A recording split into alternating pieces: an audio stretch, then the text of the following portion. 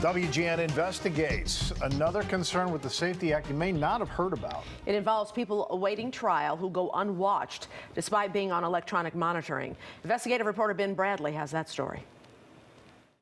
WGN Investigates has been reporting on the electronic monitoring program for years. Now we have the story of people who are charged with crimes, but who still get a vacation from the watchful eye of police.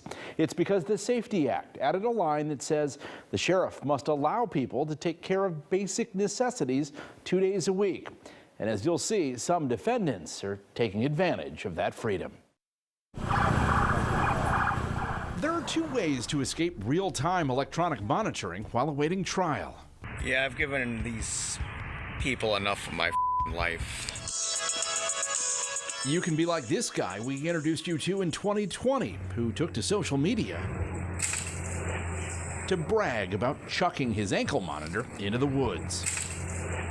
Now you don't have to do that. Nope, you can take advantage of a new benefit brought to you by the Safety Act. We call it what it is, which is free movement. 2 days a week, just about everyone on electronic monitoring is now given a window of time to take care of what the law vaguely describes as basic necessities, meaning they still have to wear the ankle monitor, but aren't tracked in real time for 8-hour blocks twice a week. The majority of people, 60% of the people on home monitoring are charged with murder, attempt murder, sexual assault, gun cases, armed habitual felons. I mean, yeah, so the fact that they aren't supposed to be just wandering free as if they're on a Boy Scout trip, I get it.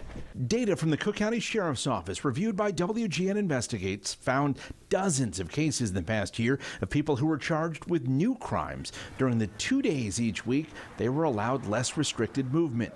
Just this month, an off-duty Chicago police officer said he had a gun pulled on him at this Northwest Side gas station. The officer fired several shots. At least 2 vehicles were involved.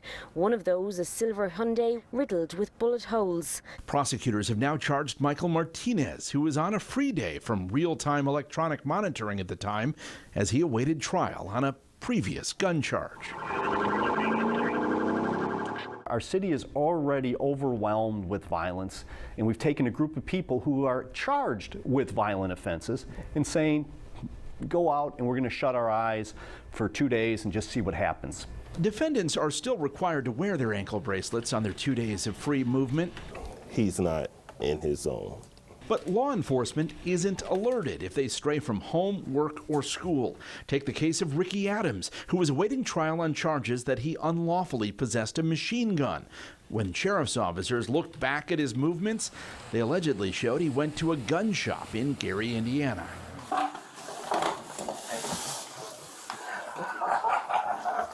When police later searched his home, they say they found a cache of weapons, including a Glock with a 50-round drum, a strikingly similar crime to the one that landed him on electronic monitoring in the first place. We going where we going now, man. There's no need to be doing all that now. Just under half of our new offenses that people commit on home monitoring are done by people on free movement. And now the point there that people have to understand is that those are the ones that are caught, okay? So the reality is when free movement occurs, we're not watching you. One guy made frequent trips to a casino. Another attempted to escape from a suburban police station after he was arrested for beating a store clerk. More than 1,600 defendants have free movement days each week in Cook County. In the past year, 4 people have been murdered on those unmonitored days. At least 90 have violated the terms of their electronic monitoring on their free days. A program that has a 98% success rate, most people would applaud that. Catherine Crawford is a defense attorney and former head of litigation for a community legal center. Why was there a need to give people essentially 2 days of free movement? Because their basic human needs were not being met when people were on electronic monitoring. They couldn't take out the garbage, they couldn't go to the grocery store, they couldn't go to medical appointments, they couldn't access mental health therapy. The sheriff counters these violations are just the tip of the iceberg in a city that's struggling to solve crimes. A, not a lot of people are being arrested, period. And B, with a group like this who have already done bad things, what, in our society we should roll the dice on this and see what happens? That's reckless. In a statement, Chief Judge Tim Evans did not address the merits of free movement days, but noted that defendants charged with violating face new consequences and charges. Big picture, several recent studies have found that pretrial release of people to electronic monitoring has not been a driver of crime. But with new changes to the bond system set to take effect in Illinois January 1st, it'll continue to be scrutinized. Ben Bradley, WGN Investigates.